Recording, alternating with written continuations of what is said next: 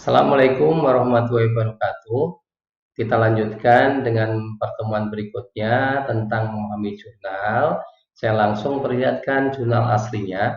Di sini kita langsung tadi ke menuju tab yang pertama. Kita lihat the relationship between personality, customer participation, customer value, and customer satisfaction in tourism service ya.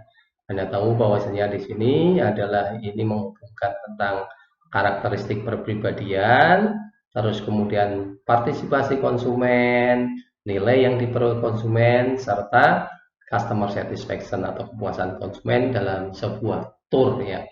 Ini umpamakan ketika Anda pergi tour misalnya dalam kelas Anda atau di di perkuliahan Anda itu ada semacam KKL atau apa, itu bisa jadi itu turnya adalah semacam itu, atau family ketika Anda dengan keluarga bepergian, itu salah satunya semacam itu. Bagaimana ketika Anda ikut berpartisipasi dalam tur tersebut supaya pelayanan dari biro tur tersebut bisa Anda rasakan bagus, sehingga Anda merasa puas. Ini kita lihat judulnya adalah personality. Nah, kalau enggak di variabel kita ada personality, ada customer participation, ada customer value, dan ada customer satisfaction. Kita lanjut dengan tip yang kedua, kita lihat jurnal aslinya. Kita lihat di sini, ternyata di terakhir itu ada more precisely, the study aims to shed light on customer participation in tourism service on the big five, based on the big five personality trait, what include extraversion, openness, agreeableness, consciousness, and neuroticism. Ya. Dengan tadi sudah Anda diterjemahkan, Anda paham di sini membaca. Oh, ini secara khususnya tujuannya adalah mengeksplorasi atau meneliti tentang customer participation dalam pelayanan biro perjalanan. Basisnya adalah big five personality trait ya, ada extraversion, openness, agreeableness, consciousness, dan neuroticism. Anda lihat tadi sudah lihat gambar segalanya, ini adalah the big five yang akan memprediksi customer satisfaction. Kemudian juga furthermore we examine the direct effect of customer participation on customer satisfaction. Tadi ada pengaruh langsungnya customer participation, customer satisfaction. Yang terakhir, finally this framework verifies the relationship of customer participation with functional value and emotional value, and in turn the effect of functional value and emotional value on customer satisfaction. Ini Anda pahami bahwasanya hubungannya adalah customer participation, ada functional value dulu, ada emotional value, kemudian ada customer satisfaction. Ya. Nah, Anda lihat tadi, kita kembali lagi, oh ternyata di gambar, di dalam jurnal juga ada gambar yang Anda secara gamblang, secara jelas Anda sudah melihat, oh semacam ini modelnya. Tentu kalau kita melihat model yang ini bagi anak-anak S1 sangat kompleks ya. Tapi kalau misalnya Anda membuat riset model untuk S1, bisa jadi ini Anda sederhanakan, tapi tetap jurnal ini Anda pakai, itu tidak ada masalah. Saya pikir sudah cukup lumayan bagus ya. Kita lihat nanti itu apa yang termasuk di dalam cara membuat riset model. Kita akan bahas nanti di pertemuan yang berikutnya. Kita mengeksplor dulu tentang pemahaman jurnal di jurnal yang aslinya. Baru kemudian kita bicara tentang kuesioner. Jadi di kuesioner itu kita bisa lihat kuesioner yang ada di sini ya. Jadi di kuesioner Anda bisa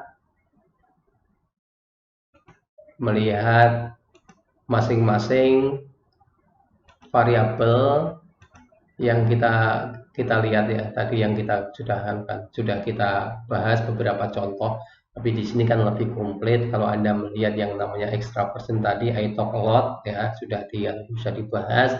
Kita lihat yang openness itu kayak apa? I get excited by new ideas. Oh, ternyata orang yang senang dengan ide-ide baru itu termasuk orang yang terbuka. I enjoy looking for the deeper meaning in the thing. Oh, ternyata kalau Anda mendalami sesuatu ya, mencari sesuatu lebih dalam itu ya, dengan permasalahan-permasalahan yang ada itu Anda termasuk pribadi yang terbuka. Dengan juga I have a vivid imagination, ternyata juga Anda punya imajinasi yang hidup, vivid. Nah, itu salah satu ciri-ciri kepribadian. Juga kita lihat yang namanya agreeableness ya. Yang namanya agreeableness itu yang model kayak apa sih? Kalau tadi terbuka kayak gitu, yang extraversion itu kayak begitu, agreeableness yang kayak apa? Oh, I sympathize with others feeling. Oh, ternyata karena Anda punya simpati dengan orang lain, itu ketika mereka senang, ketika gelisah, Anda punya simpati yang semacam itu, Anda termasuk orang yang agreeable. Salah satu cirinya semacam itu.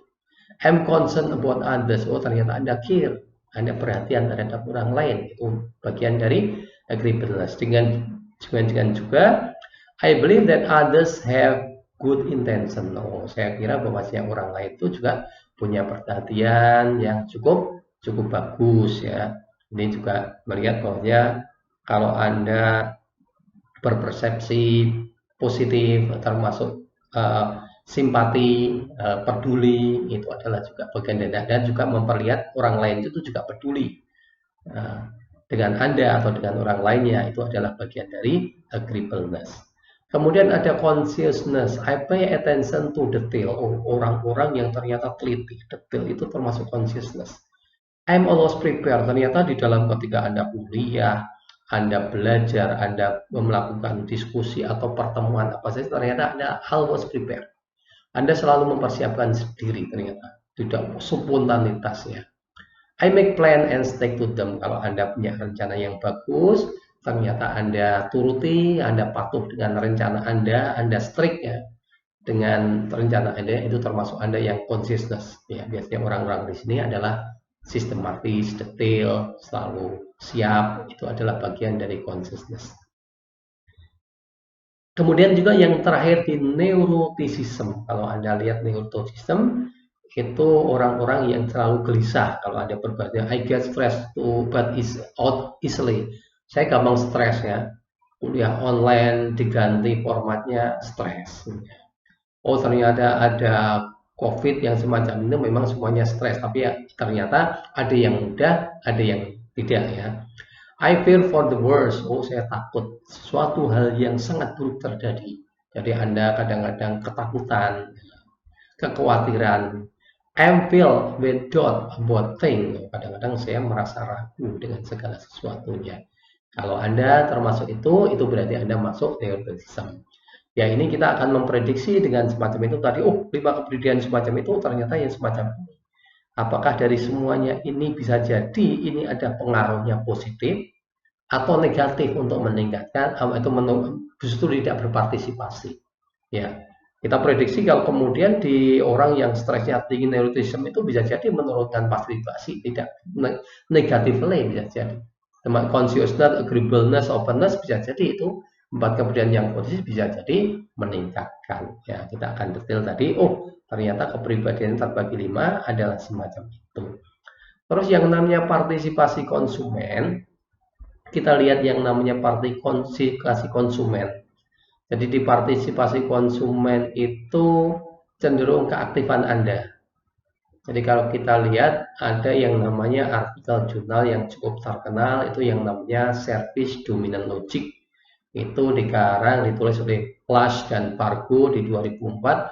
Salah satunya yang namanya customer atau konsumen pada saat ini itu bukan penerima pasif saja, tapi dia juga aktif berpartisipasi di dalam service, atau bahkan mungkin ada yang product development dan lain sebagainya, itu sudah mulai dilibatkan oleh perusahaan. Di situ ada yang namanya information seeking. Jadi kalau ternyata Anda jadi fitur tersebut, Anda rajin ketika mencari-cari fitur ya, dengan I provide necessary information to the employees ya. Agensi misalnya I answer the employees agency, ternyata ada komunikasi di dalam selama tur tersebut. Misalnya Anda pergi ke Bali atau ke Lombok, ternyata Anda aktif di situ, Anda juga melakukan sharing, Anda juga melakukan apa yang ditugaskan oleh mereka, Anda harus begini misalnya fitur semacam itu Anda juga lakukan.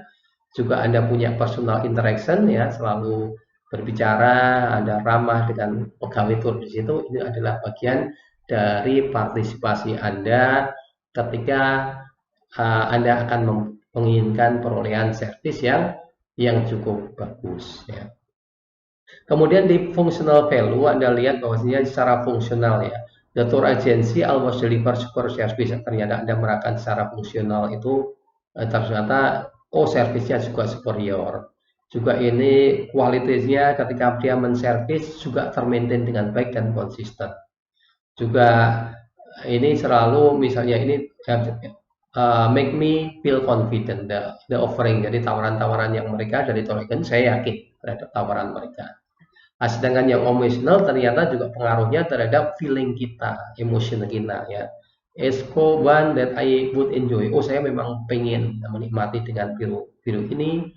Juga ini juga yang pengen saya untuk pengen gunakan. Juga saya merasa senang ketika saya menggunakan biru ini. Kemudian yang terakhir adalah kepuasan. Anda lihat bisa expression with tour, I am very satisfied. Ya, Anda bisa melukiskan ini kalau satisfaction itu yang kayak apa. Saya merasa puas dengan keputusan untuk memilih filter ini. Saya pikir saya juga ketika saya memilih, saya pikir ini menjadi hal yang terbaik ketika harus saya pilih adalah ini menunjukkan kepuasan. Mungkin itu saja yang sampai di sini saja pertemuan kali ini. Kita akan lanjut ya dengan langsung melihat jurnal, masih membahas jurnal ini dengan yang berikutnya, dan kita lebih dalami jurnal berikut dalam video selanjutnya. Sekian, bila taufik wa hidayah, wassalamualaikum warahmatullahi wabarakatuh.